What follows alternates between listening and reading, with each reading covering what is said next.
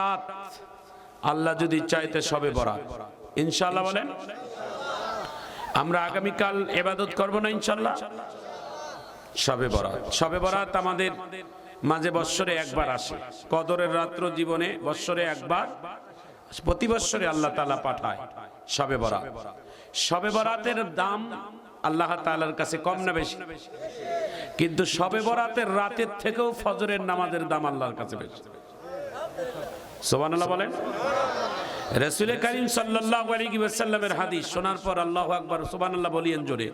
রাসূল বলছেন, সাত আসমান সাত জমিন আরশ কুরসি লৌহ কলম সব যদি এক পাল্লায় রাখানো হয়, সাত আসমান সাত জমিন আরশ কুরসি লৌহ কলম আল্লাহর যত নাজ নেয়ামত আছে সব যদি এক পাল্লায় রাখানো হয়, আর ফজরের ফরজের 2 রাকাত সুন্নাত, ফজরের ফরজের সুন্নাত, দেখেন কথাটা বলেন বুঝেন, ফরজ নামাজের আগে 2 রাকাত সুন্নাত, সুন্নতে মুআক্কাদা, সুন্নতে মুআক্কাদা, এই সুন্নতটা যদি অপর পাল্লায় রাখানো হয়, রাসূল বলছেন আল্লাহর কাছে তামাম দুনিয়া আসমানের থেকে ফজরের 2 রাকাত সুন্নতের দাম ওজন বেশি ভারী হবে।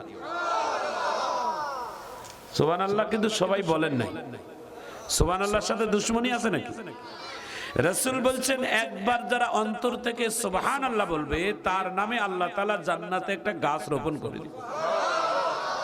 সে গাছের ছায়াটা কত বিশাল হবে, রাসূল বলছেন আরবের একটা দ্রুতগামী ঘোড়াকে যদি দৌড়ানোর জন্য হুকুম করে 600 বছর দৌড়াবে, জান্নাতের গাছের ছায়াটা শেষ করতে পারবে। তাহলে একটা সুবহানাল্লাহর ওজন কম না বেশি? একটু জোরে বলেন, কম না বেশি? মাঝে মাঝে সুবহানাল্লাহ, মাঝে মাঝে আলহামদুলিল্লাহ, মাঝে মাঝে আল্লাহু আকবার, মাঝে মাঝে আল্লাহ আল্লাহর নামে স্লোগান, এগুলো তো বলা লাগবে। কারণ তরকারিতে শুধুমাত্র তরকারি দিলে তো মজা হয় না, ওখানে ঝাল মিষ্টি, তারপর রসুন পেঁয়াজ আদা রসুন মশলা বিভিন্ন রকমের দিলেই মিষ্টি হয়, তরকারি সুস্বাদু হয়। তো এই কোরআন হাদিসের আলোচনায় এগুলো মাঝে মাঝে কথা বলবেন, মাহফিলে শুনতে একটু মজা পাবেন ইনশাআল্লাহ বলেন। আল্লাহ যেন আমাদের সবাইকে কবুল করেন। তাহলে রাসূল সাল্লাল্লাহু আলাইহি সাল্লাম বলেছেন, দেখেন ভাই, আমরা বাংলাদেশের শবে বরাতটাকে এমন করে নিয়েছি যে শবে বরাত আসলেই শুধু একটা রাত। এই শবে বরাতটাকে আমরা আমাদের মুসলমানেরা এমন ভাবে নিয়েছি যে শবে বরাত মানে গরুর জবাই করা, শবে বরাত মানে রুটি হালুয়া বানা, শবে বরাত মানে মসজিদে চিকচাক বাতি লাগা, শবে বরাত মানে এইভাবে নতুন কাপড় পরিধান করে সারা রাত মসজিদের মধ্যে 2-4 রাকাত নামাজ পড়ার পর গল্প গুজব করা, আর সারা রাত ঘুমিয়ে জাগা, বিভিন্ন সময় ঘুম না ধরলে মোবাইল টোবাইল টিপা, তারপরে ফজরের নামাজের আগে শয়তান এমন ভাবে আরাম করে টিপে টাপে দিবে যে ফজরের নামাজ সহ কাজা একেবারে সব শেষ। কথা বলেন ঠিক কেন? আরো জোরে বলেন ঠিক কেন? বাস্তব কিনা বলেন? শবে বরাত মসজিদের লাইট জ্বালার নাম শবে বরাত না। শবে বরাতের উদ্দেশ্য শুধু গরু খাসি জবাই করে খেয়ে দে আত্মীয় স্বজনকে পেটের ভুঁড়ি বাড়ানোর নাম শবে বরাত না। শবে বরাত মানে মসজিদে যাইয়া 2-4 রাকাত নামাজ পড়ে গল্প গুজব করা, মোবাইল টিপে সারা রাত জাগিয়ে থাকার নাম শবে বরাত না। শবে বরাতের মূল উদ্দেশ্য হচ্ছে সারা রাত ইবাদতের মধ্যে সময় কাটা, সেজদার মধ্যে সময় কাটাও, জিকিরের মধ্যে সময় কাটাও, কোরআন তেলাওয়াতের মধ্যে সময় কাটাও, জীবনের গুনাহগুলো স্মরণ করে তওবা করো, আল্লাহ তাআলার কাছে মাফ চাও। তোমাদের আমাদের ভাগ্য লিপিবরণ হচ্ছে, সেখানে আল্লাহ তাআলার কাছে সারা বছর আল্লাহর নাজ নেয়ামত চাও। জোরে বলুন ঠিক না? শবে বরাত মানে কি এটা মানুষ বুঝেই না। আমরা শবে বরাত রাত জাগতে গিয়ে ফজরের নামাজ কাজা হয়ে যায়, এটা কি ঠিক হবে বলেন? ফজরের নামাজ কাজা করে যদি রাত্রে ইবাদত করে জাগেন, তাহলে ওই রাত্রে জাগার কোনো সওয়াব আর ফজিলত আমরা পাবো ভাই? একটু জোরে বলেন, পাবো?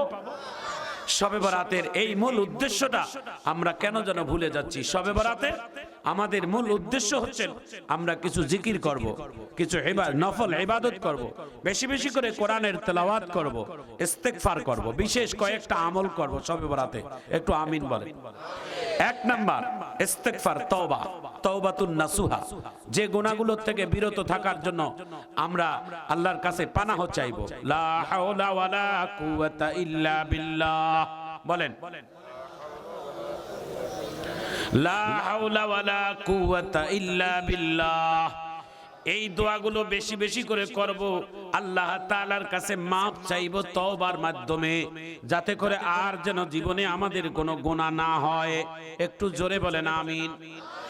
এই দোয়াটা পড়লে আল্লাহ তাআলা মুস্তাজাবুদ দাওয়া বানাবে। মুস্তাজাবুদ দাওয়া কাকে বলে? বলে আল্লাহর কাছে দোয়া করতে দেরি, আল্লাহর কাছে কবুল হতে দেরি নাই, মুস্তাজাবুদ দাওয়া হতে পারবেন বেশি বেশি করে এই দোয়াটা পাঠ করলে। লা হাওলা ওয়ালা কুওয়াতা ইল্লা বিল্লাহ। আমিন বলেন। পড়তে পারবো না ভাই ইনশাআল্লাহ? কমপক্ষে গরিবী হালে হলে 100 বার। জোরে বলেন কয়বার? গরিবী হালে হলে 100 বার। লা হাওলা ওয়ালা কুওয়াতা ইল্লা বিল্লাহিল আলিয়্যিল আযীম 100 বার পড়বেন। আমিন বলেন। কমপক্ষে 1 পারা তেলাওয়াত, পারলে আরো 10 পারা বাড়াই দেন। 1 পারা তেলাওয়াত, কমপক্ষে 1 পারা তেলাওয়াত করবেন। কোরআনের তেলাওয়াত বেশি বেশি করে তেলাওয়াত করবেন। সব থেকে বেশি সূরাটা তেলাওয়াত করবেন সূরাতুল ইখলাস। বলেন কুল হুয়াল্লাহু আহাদ আল্লাহুস সামাদ লাম ইয়ালিদ ওয়া লাম ইউলাদ ওয়া লাম ইয়াকুল লাহু কুফুয়ান আহাদ। একবার তেলাওয়াত করলে 10 পারা তেলাওয়াতের সওয়াব আল্লাহ আমলনামায় দেয়। দ্বিতীয়বার তেলাওয়াত করলে আবারো 10 পারা, তৃতীয়বার পড়লে আবারো 10 পারা, 3 10 কে 30 পারা, মানে 1 মিনিটেই প্রায় 3 খতম কোরআন হয়ে যাবে 1 মিনিটে। আমিন বলেন। 1 মিনিটে 9 বার সূরা ইখলাস পড়তে পারবেন সিম্পলে। কুল হুয়াল্লাহু আহাদ আল্লাহুস সামাদ লাম ইয়ালিদ ওয়া লাম ইউলাদ ওয়া লাম ইয়াকুল লাহু কুফুয়ান আহাদ। 1 মিনিটে যদি 3টা কোরআন খতম দিতে পারেন, তাহলে যদি আপনি সূরা ইখলাস যদি 30 মিনিট পড়েন, তাহলে কতগুলো কোরআন খতমের সওয়াব আপনার আমলনামায় জমা হবে। একটু আমিন বলেন। খাতা কলম নিয়ে নিয়ে আমল করবেন যে আজকের আমার এই পূর্ণ দিনের মধ্যে আমি কি কি আমল করলাম। আমিন করেন। শবে বরাতে খালি খাবেন আর মাত্র নতুন কাপড় পরে মসজিদে যাবেন, জিলাপি নেবেন, হালুয়া খাবেন, পিঠা খাবেন, গরুর গোশত খাবেন, এটার নাম শবে বরাত না। এটা ভাগ্যে ভালো জুটবে না। জোরে বলুন ঠিক না? আগামী 12 তারিখ, এই মাসের 12 তারিখ, ফেব্রুয়ারির 12 তারিখ, আল্লাহ চাইলে বাংলাদেশের জাতীয় ইলেকশন হবে। আমিন করেন। বাংলাদেশের 2টা প্রধানমন্ত্রী হওয়ার সম্ভাবনা। জামাত ইসলাম যদি ক্ষমতা আসে ডক্টর শফিকুর রহমান, আর যদি বিএনপি ক্ষমতা আসে তাহলে তারেক রহমান। ঠিক কিনা বলেন? আগামীকাল রাত্রে তাদের নামে বরাদ্দ হবে কে বাংলাদেশের প্রধানমন্ত্রী হবে। মারহাবা বলেন। কে বাংলাদেশের প্রধানমন্ত্রী হবেন আগামীকাল লিপিবদ্ধ হবে। শেষ রাত্রি তাদের নাম চলে যাবে। একটু আমিন বলেন। তাহলে দোয়া করা লাগবে কোথায়? জায়গা মতো। দোয়া কোথায় করা লাগবে? জায়গা মতো, আল্লাহর কাছে। কোন জায়গা না, আল্লাহর কাছে যে সিজদা করেন, মাওলা তুমি আমারে দাও, আমি যেন দেশ ও দেশের মানুষের জন্য সেবা করতে পারি হযরত উমরের মতো। একটু জোরে বলুন ঠিক কিনা? খাত্তাবের ছেলে হযরত উমর যেভাবে অর্ধ পৃথিবী রাষ্ট্র পরিচালনা করেছেন, যেই দেশের মধ্যে একটা চুলের টোকা পর্যন্ত অন্যায় অপরাধ হতে পারত না। আল্লাহু আকবার বলেন। হযরত উমর রাদিয়াল্লাহু তাআলা রাষ্ট্রপ্রধান দায়িত্ব পাওয়ার সঙ্গে তিনি 2টা আইন সর্বপ্রথম আগে পাশ করেছেন। 1 নাম্বার, আমার দেশে কোনো নেশা চলবে না। জোরে বলেন কি? নেশা, মদ, জুয়া। আমিন করেন। নেশা যদি কোন দেশের সরকার বন্ধ করতে পারে, তাহলে ওই দেশ মদিনার মতো হতে সময় লাগবে। মুসা আলাইহিস সালাতু বনি ইসরাইলের জামানায়, এই হাদিসটা আপনাদের কাছে শোনাই, তারপর অন্যদিকে যাই। বনি ইসরাইলের জামানায় একটা আল্লাহর ওলি ছিলেন, অনেক বড় আল্লাহওয়ালা মানুষ। তাকে একজন বেশ্যা মহিলা তাকে ক্যাপচার করে নিয়ে রুমের ভিতরে ঢুকাইয়া, অন্ধকার ঘরের ভিতরে ঢুকাইয়া তাকে বন্দী করে তাকে বলছিল যে আমার সামনে 3টা পাপের ব্যবস্থা আছে। একটা হলো আমার একটা কন্যা আছে, যে কন্যাটা প্রতিবন্ধী। আমি এই প্রতিবন্ধী মেয়েটাকে নিজের হাতে হত্যা করতে পারবো না, পারলে আপনি করেন, হত্যা করেন। আর না হলে একটা মদ আছে, মদের বোতল খুলে খান। আর না হলে 3য় নাম্বার, আমার সাথে জেনায় ব্যভিচারে লিপ্ত হন। নাউজুবিল্লাহ বলেন। কয়টা পাপ? একটু জোরে বলেন কয়টা? এক নাম্বার, আমার এই প্রতিবন্ধী মেয়েটাকে হত্যা করেন। যদি তা না পারেন তাহলে নেশা খান, আর যদি তা না পারেন তাহলে আমার সাথে ব্যভিচারে লিপ্ত হন। আল্লাহর ওলি চিন্তা করলো, আল্লাহ, মান কাতালা মুমিনান মুতাআম্মিদান ফাজাযাহু জাহান্নাম, মানুষকে হত্যা করো তো জাহান্নাম বেছে নেওয়া একই কথা। আমি হত্যা করতে পারবো না, জাহান্নামেও যেতে পারবো না। আল্লাহ, আমি যদি এই মেয়েটার সাথে আমি যদি জেনায় লিপ্ত হই, এই মেয়েটার সাথে জেনা করলে পৃথিবীর কেউ না দেখলে তো তুমি দেখবা। একটু জোরে বলুন ঠিক কিনা? পৃথিবীর কেউ না দেখলে, জেনা তো কেউ প্রকাশ্যে করে না, গোনা তো কেউ ঘরের ভিতরে করে, জেনা কেউ দরজা লাগাই করে, জেনা তো কেউ জঙ্গলের ভিতরে করে, জেনা কোনো না কোনো পর্দার আড়ালে করে, কিন্তু কোনো মানুষ না দেখলে একজন দেখে আওয়াজ তুলে বলেন তিনি কে? হয় না? একটু জোরে আওয়াজ দিয়ে বলেন কে? একটু সবাই আল্লাহু আকবারের আওয়াজটা জোরে হাত উঁচু করে একটা আল্লাহু আকবার বলেন তো দেখি। জোরে বলেন আল্লাহু আকবার। প্রিয় ভাইয়েরা আমার, প্রিয় বন্ধুরা আমার, তো লোকটা চিন্তা করলেন, আমি এই মেয়েটার সাথে জেনা করতে পারবো না, কারণ জেনা করলে আমি জেনাকারিনী হব, জেনাকারীরা জাহান্নামে যাবে, জান্নাত যেতে পারবো না। আমি কেমনে করে জেনা করি? আমি মদটা খেয়ে নেই, মদটা ছোট পাপ।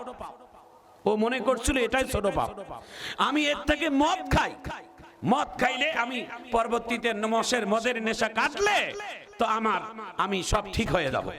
ছোট গোনা মনে করে নিয়ে মেয়েটাকে হত্যা করে নাই, জেনাও লিপ্ত হয় নাই, মদ বেছে নিয়েছে। মদ খাইলে 3 চরিত্র হয়। একটু জোরে বলেন কয় চরিত্র?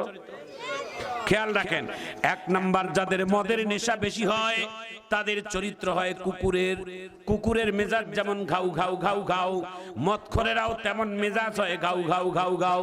বাড়ির ঘরের স্ত্রীকে এসে বিনা দোষে পিটায়, মা বাবার সাথে খারাপ আচরণ করে, সমাজের ভালো মানুষদের সাথে খারাপ আচরণ করে, মসজিদ মাদ্রাসা কিছুই বোঝে না, বাড়িতে যেখানে সেখানে হাঙ্গামা ডাঙ্গামা করে। একটু চিৎকার দিয়ে জোরে বলুন ঠিক কিনা? নাম্বার 2 হলো বানরের চরিত্র যেমন দুষ্ট আকৃতি, এক ঠাল থেকে আর এক ঠাল লাফ দেয়, বিভিন্ন দুষ্টমি করে। নেশাখোরদের চরিত্র হয় ঠিক বানরের মতো, কোনো জায়গায় তৃপ্তি পায় না, বানরের মতোই খালি ছটফট করে। একটু চিৎকার দিয়ে জোরে বলুন ঠিক কিনা? 3 নাম্বার হচ্ছেন শুকর, নিকৃষ্টতম জানোয়ার। ভালো খাবারও যদি দিয়ে গলাটার রশিটা ছেড়ে দেন, যে তোমারে আমি ভালো ভালো খাবার দেব, গলার রশি ছেড়ে দিতে দেরি হবে, তিনি কচু নোংরা পানির মধ্যে যা মুখ লাগাইতে দেরি হবে। জোরে বলুন ঠিক কিনা? এই পৃথিবীতে 18,000 মাখলুকের মধ্যে সব থেকে শ্রেষ্ঠ মাখলুক হলাম আমরা মানুষ। লাকাদ খলাকনাল ইনসান, সুবহানাল্লাহ বলেন। লাকাদ খলাকনাল ইনসানা ফি আহসানি তাকওয়িম, মানুষকে সবথেকে সুন্দর করে আল্লাহ বানাইছেন, তাদের খাবারগুলো বাছাই করা, নির্বাচিত। কথা বলেন ঠিক কিনা? আর এই মানুষ যদি পচা, দুর্গন্ধ, ময়লা এগুলো খাবার খায়, এরা মনুষ্যত্ব থাকে না। এদের ভিতরে এই 3টা জানোয়ার জীবজন্তুর চরিত্র আসে। একটু জোরে বলুন ঠিক কিনা? এই জন্য সমাজে নেশাও খাবো না, নেশা আমরা চলতেও দেব না, ইনশাআল্লাহ বলেন তো দেখি। জোরে বলেন ইনশাআল্লাহ। ম্যাক্সিমাম স্বামী স্ত্রীর সম্পর্ক বিচ্ছেদ হয় নেশার কারণে, বাবা সন্তানের মধ্যে সম্পর্ক খারাপ হয় নেশা খাওয়ার কারণে, সমাজের মধ্যে মারামারি কাটাকাটি হিংসা বিদ্বেষ লাগে নেশার কারণে। নেশা খাইলে শারীরিকের ক্ষতি, সামাজিক ভাবে ক্ষতি, এবং পারিবারিক ভাবে আর্থিক ভাবেও ক্ষতি। একটু চিৎকার দিয়ে জোরে বলুন ঠিক কিনা? নেশা করতে চেহারা যতই সুন্দর হোক, তাদের কথা যতই মিষ্টি হোক, কিন্তু সামাজিক ভাবে সবাই তাকে ঘৃণা করে, নিজের স্ত্রীটাও ঘৃণা করে। জোরে বলুন ঠিক কিনা? বিড়িটাও নেশা। যারা অতিরিক্ত বিড়ি পান করেন, বিড়ি খান, বিড়ি টানেন, তাদের কত ক্ষতি জানেন?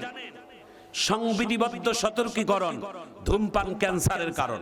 শরীরের মধ্যে লেখা আছে ওই সিগারেটের প্যাকেটে। আমেরিকার একজন গবেষক বলছে যে একটা সিগারেটের টান দিলে কমপক্ষে 30 সেকেন্ডের হায়াত কমে যায়। 30 সেকেন্ড এক টানে, তাহলে একটা বিড়িতে কতগুলো টান দেন, কত হায়াত কমে যায়। বিড়ি যারা অতিরিক্ত খাবে, সিগারেট যারা অতিরিক্ত খাবে, তার লাংস তার তাড়াতাড়ি নষ্ট হয়, সে যক্কা হয়, তো অল্প তাড়াতাড়ি মারা যায়। এই জন্য এই সমস্ত নেশার থেকে আল্লাহ যেন মুক্ত রাখেন, একটু আমিন বলেন।